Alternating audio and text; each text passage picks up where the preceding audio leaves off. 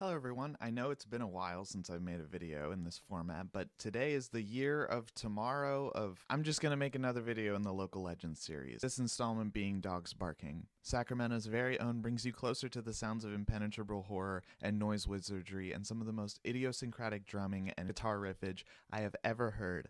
So let's get started with the very beginnings of the band. As far as I know, the first Dogs Barking material was made between Taylor and Andy. The members of Dogs Barking past this point would evolve into Andy/Andrew Richardson on guitar and vocals, Taylor Cole on drums and vocals, Zach Bissell on bass, and Matt Maxwell also on rhythm guitar, I believe. Their self-titled album came out late last month and they toured all across Japan, spanning 14 shows all across the country. It's awesome to see a band from the scene break out, tour somewhere unexpected, and even though I didn't get to see any of their shows there, I plan on seeing them soon. Let's do a little info into their first record, which came out in 2017, solely credited under Taylor and Andy. The record is split into 4 songs in total, 2 songs being Andy's, 2 songs being Taylor's. Taylor's side is the first one, and it starts with Hold Me, a medium-tempo indie rock cut with some pretty subdued guitars and composed drums. I like around the 2-minute mark when the synth comes in and repeats that 2-step line.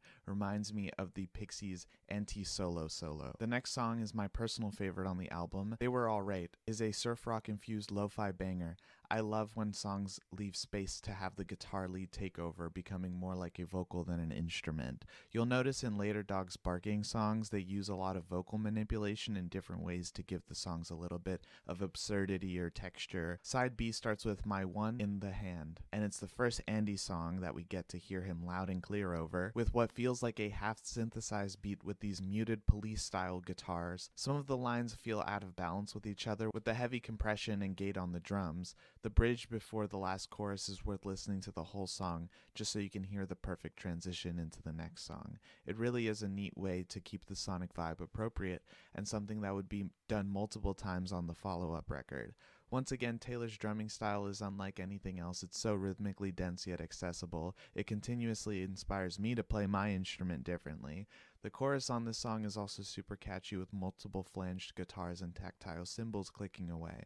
I wish this song went on forever, really. Honestly, I think this first volume is a good introduction into the sound that Dogs Barking would mold and mutate from musically. Songs like They Were Alright and No Consequence are huge highlights, and I would recommend y'all to listen to this album or buy it digitally because it's worth it. Unfortunately, there's no more cassettes copies of this album. If they ever do a re-release, I'll be the first to know. Okay, now we can move on to the album proper, which was released the next year. Just kidding, it came out 6.5 years later. So why the big jump in time? Well, at least as far as I'm concerned, Dogs Barking took a break and reformed a couple years later in 2020 or 21. I'm basing this off of the YouTube channels that post the videos that I've been using. They're mostly under Zach's channel, with a couple of the unofficial ones being Dogs Barking demos and stuff. It's not as if these musicians disappeared and didn't make any music this entire time. Taylor, who plays drums and sings in the band, did form many bands and played in a majority of musical and production roles in helping his friends make music from at least as early as 2009. Just some of the bands Taylor was in / started is his own solo project, Meet Cute, My Pet Fossil, I believe. I could be wrong. The Stone Fruits, Quinine. I'm probably missing some because I didn't go all the way back in his discography. But listen to Party Mind by Meet Cute. I have it on cassette. I saw it live. It's great. Listen to the My Pet Fossil and Quinine demos respectively. They're both really good, along with Bummer Life and Unhurt, 2 records by Taylor. They all slap unbelievably hard. Anyways, Andy turned their Instagram into a personal art account, I think, and began posting animations and artwork from 2018 till November of 2022, though Andy does pop in some of the art videos that were made around this time and the demo footage videos of songs off Dogs Barking. And Andy also made the last post before the tour announcement in July of this year. From what I'm assuming, making art was the way that Andy decided to take their creative spirits along with Dogs Barking as a band. He could have been in other bands, I don't know, but seeing as all of these people kind of float around in the same group, I wouldn't be surprised if there are 5 or 6 bands I just didn't know about. Back to the art, it's all very well done, and I love the animations on their Instagram page, their album art, the catalog just looks really good. Zach Bissell, the bassist, is single-handedly responsible for documenting a majority of the footage used in this video, as well as being in his band Gentleman Surfer, whose last couple records lock. Check out Point Bag and Hard Pass. But shout out to Sauce Packet on YouTube. They post all the best live footage. I'm literally in this one. Link will be in the description along with all the bands I mentioned in this video. Matt Maxwell is our last member, and he plays guitar. I searched and searched. I don't know what other bands he's in besides Dogs Barking. I swear to God, I'm brain. But if you go on his Instagram page, there's a whole story dedicated to his cat, and I love that. Just look at some of these 100% authentic cat pictures. His contributions in Dogs Barking is enhancing the harder sections to play while Andy screams his brains out. So don't sleep on Max, he really be doing the most. They released Dogs Barking on September 29, 2023 on Research Chemical Records, one of my favorite record labels in the local scene, run by Taylor. And now we're here a couple months. Wow, when I was writing this, it was a couple months. We're talking about it in depth now. We start off the record with this weird synth opening on I Have the Nicest House on the Block. A synth intro of this almost lullaby-ish melody comes in, which will become a repeating motif on this album. The synth patches on this album are straight out of a haunted N64 or weird sampled variations throughout. We then break into these heavy drums and bass percussion, more balanced out with a cool vocal glitch over it like a cursed video. More than I think anywhere on the album, Andy's vocals are pretty toned down and have a nice despondent quality to them. In the last part, which I'm really sorry editing, you have to put this in the video. I love Andy's delivery on the lines like money is glue, NRBQ. It's so catchy yet nonsensical as the first line. It's a perfect transition to the next song, In the Box, which continues the more discordant tone of the first half, but gradually turns into a distorted love song with a pulsating beat, emergency vehicle sounds, and unhinged screams coming from Andy. I should mention now that Andy has a rather unique way of shouting and singing, swinging back and forth between dynamics, and personally I think it's killer. It makes them stand out a hell of a lot more than the other bands I've heard, so if you don't like it, can't fucking relate. I love in the last moments of the song you can still hear the sizzling cymbal in your ear from all the build-up rupturing your environment like no other silence. The ending of the song with its repeating lines which I'll put on the screen right now, just talking about having integrity about your ideas, ideological or otherwise, and dying over it. It really shows the headspace that these guys are on when they're making these songs of just screams and harsh feedback. It's really cool that they actually have some real substance to say on these songs.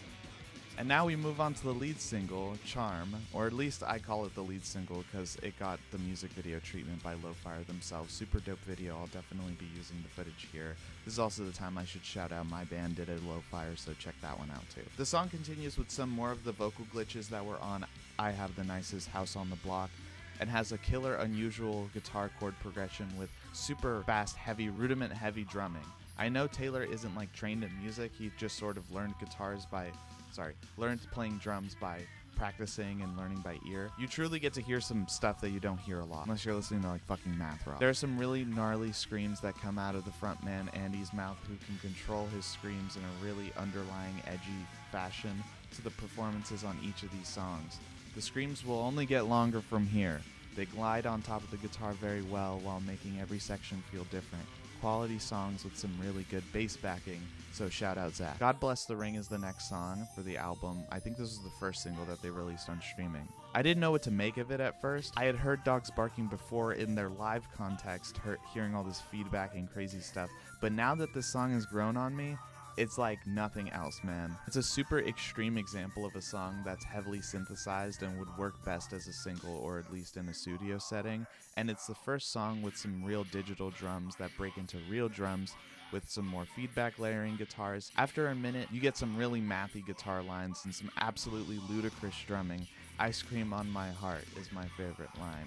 Like, just fucking listen to the timing. It blows my mind.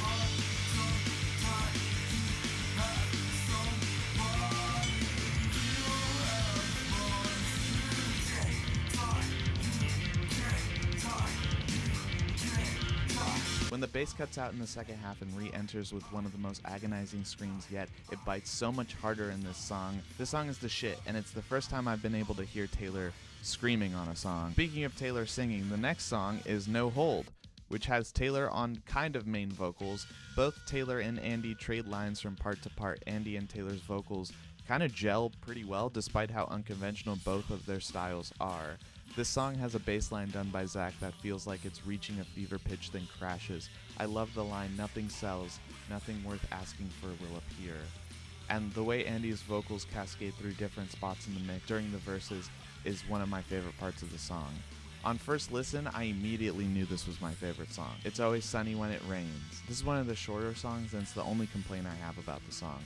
Moving on, Source is yet another one of Taylor's incredible unique drumming styles that you can only get from listening to a whole bunch of music and playing really fucking fast. Andy's vocals kick off the song and are also really cool as he molds and adapts to the ever-shifting times and outstretched the frequencies into oblivion. We get our first sample with the sound of feedback crashing until we hit our last chorus. I can't tell what the sample's from. It sounds like it's either from like home movies or like, I don't know, Daria or Beavis and Butthead. I'm not entirely sure. It's just him going like, "What you doing?" And then they're like,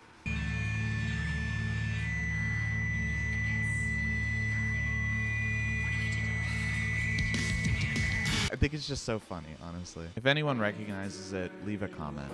No Patience is the first song that slows down just a little bit. It sounds very technical, but not in any phony way. It still is fast as fuck, but Andy is toning it down and makes the suffocating auditory barrage of guitar walls build high into the sky, along with the breakdown that tonally changes the vibe of the song, and another great scream at the 2-minute mark. The outro is a nice shift down into a halftime groove. The repeating lines of different but similar sounding words is what I like to call songwriting. Get comes in with the same kind of synth melody, those smash drum layers, real or fake, you can never really quite tell or pinpoint when you're listening to it, but you just let it wash over you along with these crazy fucking screams. I love the vocals that give a very heavy synth/sampling vibe, like some old school video games. Reminds me of some stuff from the first Grimes albums, and the synth arp going up and down, arpeggiating through the song gets better and better every time I listen to it, as the key shifts up and until it just burns out into nothing, really. I don't know how, if ever, they play this song live. I haven't seen it yet, but this is my favorite song as of writing this video right now. My favorite lyrics on it are the "calls me son." I love it. The twisted guitar is like a fucking house of mirrors. Next song is No Caffeine.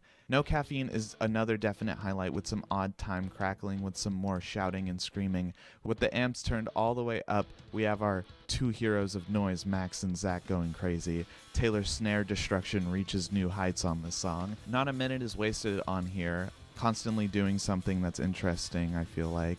I really like the reverse guitar that gives me an eerie vibe like the Deloused in the Comatorium stuff, or I love the long passages of experimental noise as well. Dogs Barking can do it all. Say Hi is the last song, and it really lets you sit with that riff before giving you this really subdued verse and explosive chorus, but just slightly off kilter and beautiful enough, sincere enough. Also, angel numbers, look at how long the song is. This song has been around since the demo days, and it really shows that the group has become comfortable about playing this one live. The chorus really smashes back into what feels like a reward, and you can finally meet the last scream of the album. So how do I feel about this record? Well, I like almost every song. I mean, I bought it on cassette. I have every song liked on Spotify. But the songs I come back to the most are the No trilogy, that's No Caffeine, No Hold, and the other one, No Patience. Fuck, I can't believe I forgot it. Say Hi is an awesome closer. God Bless the Ring was a really cool, like, mathy excursion that was used as a single. If I was to give the Dogs Barking self-titled record a score, which I didn't even rate their first one, but, you know, it was good, I give this a 9 out of 10. I've been playing this album nonstop since it came out. My MP3 player is proof. Honestly, God's Barking, Dogs Barking, and Blouse, and My Pet Fossil, Quinine, Stone Fruits, all of my favorite bands, man. Thanks for watching. All right, bye.